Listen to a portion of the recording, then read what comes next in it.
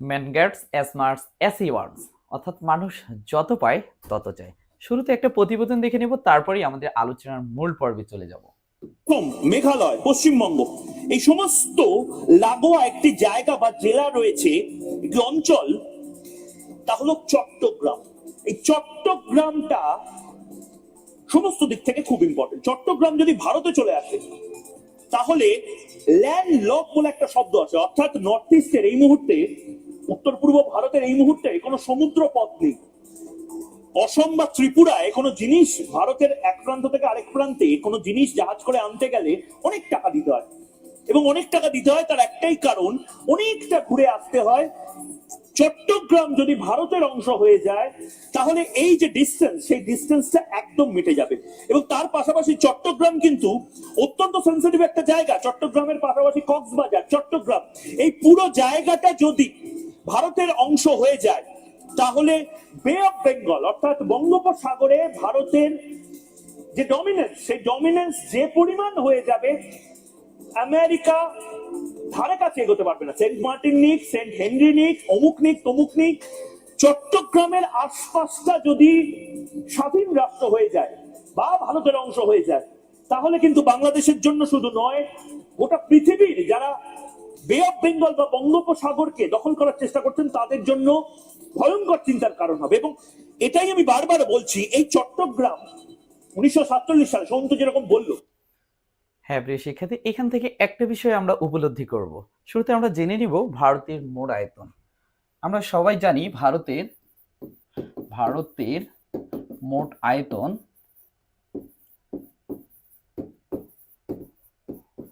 ৩২,৮৭,২৬৩ বর্গ কিলোমিটার।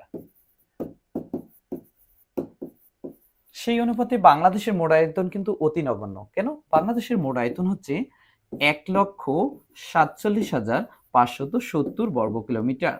হ্যাঁ, আপনি বলতে পারেন বর্গ কিলোমিটার। হ্যাঁ, আপনি বলতে পারেন যে বাংলাদেশের তো মোট আয়তন ১,৪৭,৬১০ বর্গ কিলোমিটার। হ্যাঁ, সেটা না নিয়ে আমি ৫৭০ কেন নিলাম? এখনো কিন্তু ৬১০ বর্গ কিলোমিটার এটা গ্রেজুয়েট হয়নি। তাই বর্তমানে এটাই আমাদের বলতে হচ্ছে। এটা হচ্ছে বাংলাদেশের মোট আয়তন। আর ভারতের মোট আয়তন হচ্ছে ৩২,৮৭,২৬৩ বর্গ কিলোমিটার। তার হিসাব করলে বাংলাদেশ অতি নগণ্য। এছাড়া আরেকটা বিষয় আছে, বাংলাদেশের কোনো প্রদেশ নেই। একটাই, শুধু একটা স্বাধীন রাষ্ট্র। কিন্তু ভারতে ২৮টি প্রদেশ রয়েছে। ২৮টি প্রদেশের পশ্চিমাঞ্চলের প্রায় ২১টির মতো প্রদেশ বিদ্যমান, এবং উত্তর পূর্বাঞ্চলে ভারতের ৭টি প্রদেশ রয়েছে। ৭টা প্রদেশকে আমরা এক কথায় সেভেন রাজ্য বা সেভেন সিস্টার্স বলে থাকি। সেভেন সিস্টার্স গুলো কি কি? সেটা ছিল আসাম, মিজোরাম, অরুণাচল, মেঘালয়, তারপর হচ্ছে ত্রিপুরা, নাগাল্যান্ড, মণিপুর। এই যে ৭টা অঙ্গরাজ্য রয়েছে, এই অঙ্গরাজ্যগুলোকে এক কথায় সেভেন সিস্টার্স বলা হয়।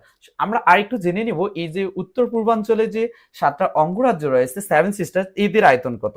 এদের আয়তন হচ্ছে মূলত ২,৬২,১৮৪ বর্গ কিলোমিটার। ১৮৪ বর্গ কিলোমিটার, প্রিয় শিক্ষার্থী। এতগুলো কিন্তু। সেই ক্ষেত্রে একটা জিনিস আরেকটু লক্ষ্য করেন, বা ভারতের যে সেভেন সিস্টার্স রয়েছে, সেভেন সিস্টার্সটাও তুলনাও মূলত বাংলাদেশের আয়তন অনেক কম। সেভেন সিস্টার্সের যে অংশটা রয়েছে তার তুলনায় বাংলাদেশের আয়তন কিন্তু অনেক কম।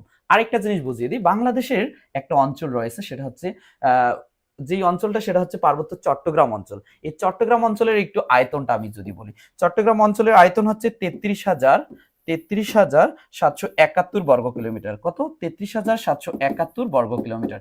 এটাই বাংলাদেশের বৃহত্তম একটা বিভাগ বলা যায়, এই বিভাগটা। এটা নিয়ে এত সমস্যা। কি সমস্যা একটু বলি।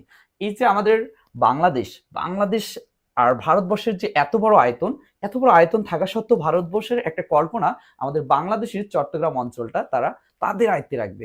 কেন রাখবে? এটা যদি তাদের আয়ত্তে রাখা হয়, এতে পশ্চিমবঙ্গ থেকে যেমন মিজোরাম, ত্রিপুরা, মেঘালয়, আসাম, তারপর হচ্ছে অরুণাচল বা অন্যান্য যে প্রদেশগুলো আছে এই প্রদেশগুলোর সাথে সহজে কি করতে পারবে, একটা যোগাযোগ স্থাপন করতে পারবে। আর যদি বাংলাদেশের এই অঞ্চলটা নিতে না পারে তাদের কিন্তু অনেক দূরত্ব বৃদ্ধি পায়। যেমন এই দিক দিয়ে এসে সমুদ্রপথ, এদের কিন্তু কোনো সমুদ্রপথ নেই, তারপরে যদি আমরা সমুদ্রপথেই ভাবি এই দিক দিয়ে বাংলাদেশের সমুদ্রপথ অতিক্রম করে এই দিক দিয়ে মিজোরাম দিয়ে যাইতে হবে, যেটা অনেক ব্যয়বহুল। এই অঙ্গরাজ্য থেকে তাদের সম্পদ বা রাজনীতিক যে নিয়ন্ত্রণ সেটা করতে গেলে কিন্তু অনেক দুষ্প্রাপ্য, অনেক কঠিন হয়ে যায়। সেক্ষেত্রে আরেকটা ওদের ওয়ে আছে, সেটা হচ্ছে এই যে পশ্চিমবঙ্গের এই সাইড দিয়ে, অর্থাৎ আমাদের উত্তরবঙ্গের তেঁতুলিয়া দিয়ে এই দিক দিয়েও মূলত এই দিক দিয়েও প্রবেশ করা যায় আসামে। এই জন্য আসামকে বলা হয় সেভেন সিস্টার্স এর প্রবেশদ্বার। হ্যাঁ, এই দিক দিয়েও যায়, কিন্তু এটা এত চিকন 22 কিলোমিটারের মতো, এটাকে বলা হয় একটা মুরগির গলার মতো, মুরগির গলা, যেটাকে বলা হয় চিকেন নেক। কি বলা হয়? Chicken neck. এই মুরগির গলা কোনো কারণবশত পার্শ্ববর্তী যে রাষ্ট্রগুলো আছে এরা যদি একটু চিপে ধরে, তার মানে ওর নিঃশ্বাস শেষ।